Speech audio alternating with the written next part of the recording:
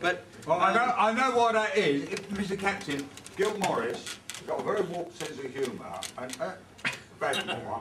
Really. He put a sign up saying bird flu or something. But foot and mouth, it was, George. Foot and mouth, yeah. And you've got to walk through this little tray, right? It was neat bleach. After 9 holes, the souls of everybody's golf.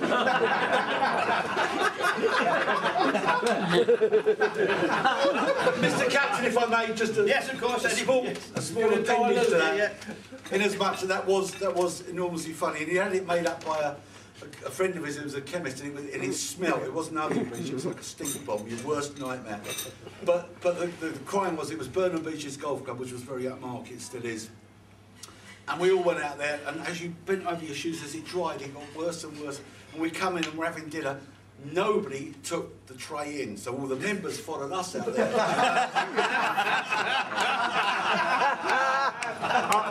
We weren't invited back there. And that's when they renamed it Burnham Bleaching. He had his house up for sale and he couldn't flog it.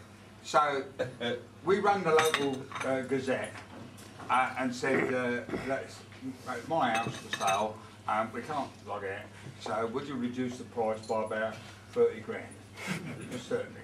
So Gil's had to take his phone off the hook.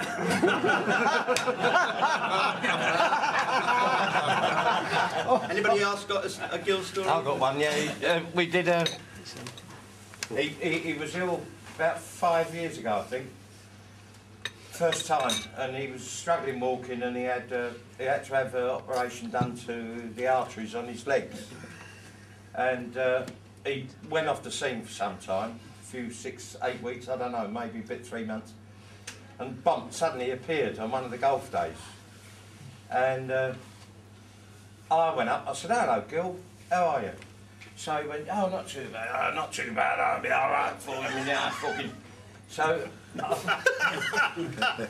fucking legs are working now, and so I said, "Did you play today?" "Oh no, I can't fucking walk." He said, "I'm walking better." He said, "But my fucking feet swell up." He said, "I can't get the fucking shoes on."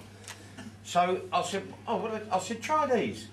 And there's a pair of lovely soft golf shoes I bought in Spain for, weren't expensive, about 30, 35 quid, but they were beautiful, like carpet slippers. So he said, "No, good, I fucking won't get them on. I won't get the fuckers on." So I said, "Try it, Gil, try it." Anyway, his feet went in and he like that. "Oh, fucking hell," he went, "they're fucking lovely." Oh, he said, I said, "Well, there," I said, "They ain't have a game of golf, mate." I said, "That'd be..." I said, "You can have them with my compliments." Oh, he said, "That's nice of you." He said, "Fucking lovely." So we're in the bar like we was out there, and he left them on a stool, on a bar stool. So before dinner was called, I said to Gil, and I think a lot of you were there on the day, I said to Gil, "Don't leave them shoes on that bar stool, they'll be gone when you come out." "Oh, no, I fucking won't." "Get another pint." Anyway, so I thought that covered it. So I've got in, and I think I was at top table on that time. So, you got to picture me, if you like, over, say here, with windows behind. So, and these windows open like that and out. But anyway, I'm here, so the shoes had gone, and halfway through the meal, because we was having heavy fining sessions in them days, some bright spark. What day of the week was it?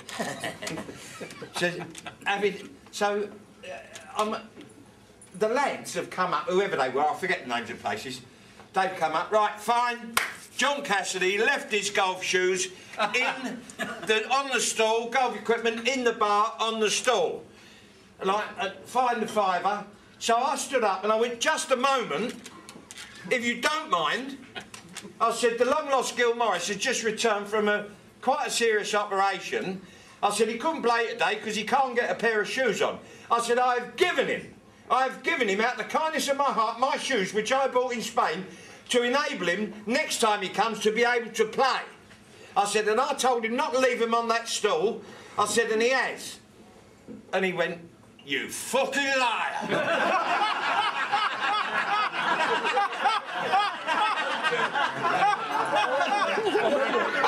And I had the golf shoes in my hand, I went, "Right, fuck you."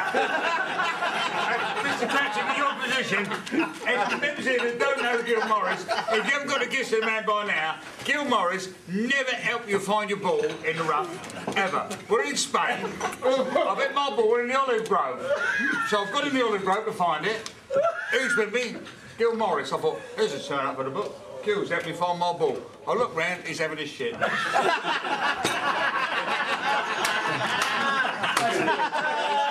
me tell you, on a serious note, one of our loveliest members in the very, very early days who passed away with lung cancer was Ronnie Twist. And Gil and I knew Ronnie Twist very, very well. And Gil and Ronnie Twist, with a few other comics, had made a CD. It's flog on the shows. And I've turned up, and Gil and I are on the show, and we both heard the news that Ronnie's died. And we're in the dressing room, he said, "You've heard about Ronnie, did you?" And Gil did his bit, his first half, I'm second half. And in the middle bit, he would play the tape with about 5 comics on, so that the punters would hear it, and that would help towards the sales. But he just put it in without working out who was going to be on, and it was Ronnie. And we were just like in tears, thinking about our dear departed, lovely, lovely comic who had died that night. And that following, it's going out. But the punters don't know that, and they're listening to the tape, and they're laughing like drains. And Gil and I are sobbing our eyes out. Big tears, like, just to think about it. But that's what Gil was. And lovely, lovely man. Anyway, he's still with us.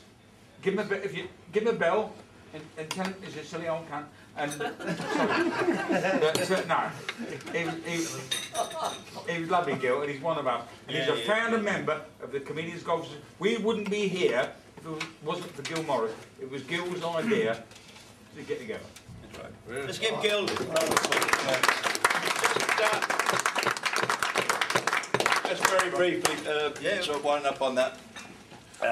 Gil, for those of you who don't know Gil or didn't know him, he was a stag comedian, but he did a stag Punch and Judy.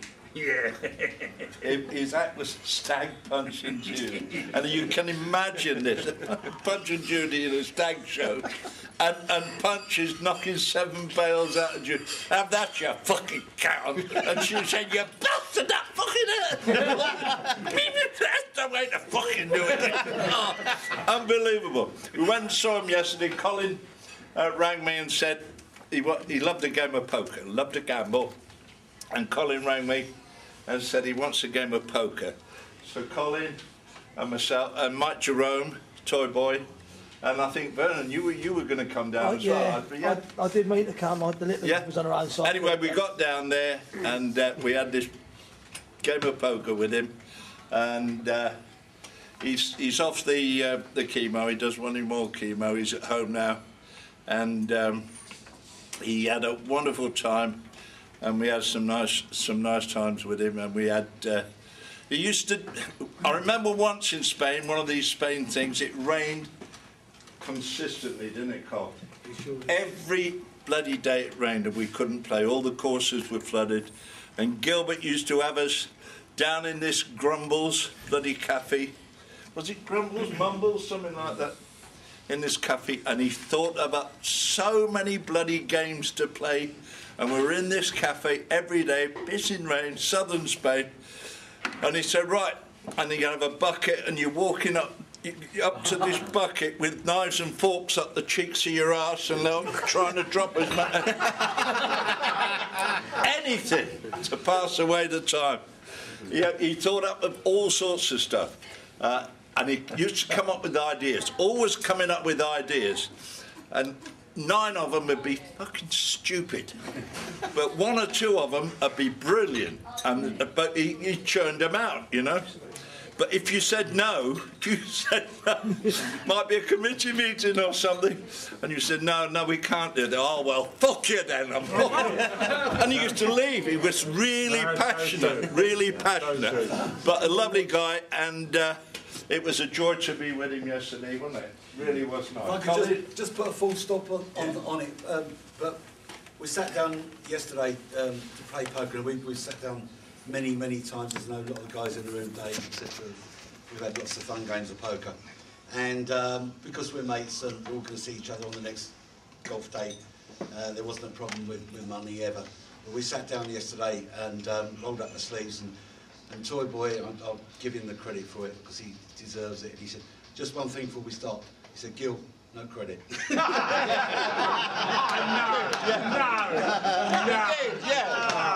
No fucking credit, he said. Just one more thing, sorry, it's just that Colin knows, I rang him a few weeks ago, and he's the only man who, the CGS had been going, what, 35 years, the only man who's resigned 40 times. Yeah. But he said, I've only got fucking weeks to go, he said, fuck it. He said, when I have my funeral, I don't want any fucking CGS, fucking blazers and fucking ties. He said, I want fucking stage wear. So, anyway, guys, just so you know, if you do go to his funeral, do not wear a CGS blazer or tie. He does not want it at all. You know, it's nothing to do with CGS. He just don't want any of that ceremony, does he, Colin? I think he's expecting to. What does he want, though? He told me He just wants to like come on. loud things. He said, I don't want any flowers. He said, I'm having the a Muppets. He said, I'm having a dead fucking daffodil. That's what he wants. That's And Gil's he intro. said, I want you to... I won't be there, but I don't think I can do it. He said to me, Brian, can you sit in the front, and as I'm coming through, there'll be a jar of dandelions on the top of the coffin, all limp. He said, and they were doing the Muppets, and they said, I want you to play a part of one of those old fuckers who were in the box. And heckle me. Yeah. I said, I can't. That's what he's looking for. That's the sort of thing he's looking for at his funeral. Plenty of laughs, and I'm sure it will be. I'm sure it will be. Anybody who hasn't signed the card, it's up here. Yeah. And we wouldn't be here. We wouldn't No, be it was sitting here his because of idea. Gil Morris. CGS was his idea. Is that right, Cole? Yep. Right. That is true. Going to go on with the... I might be.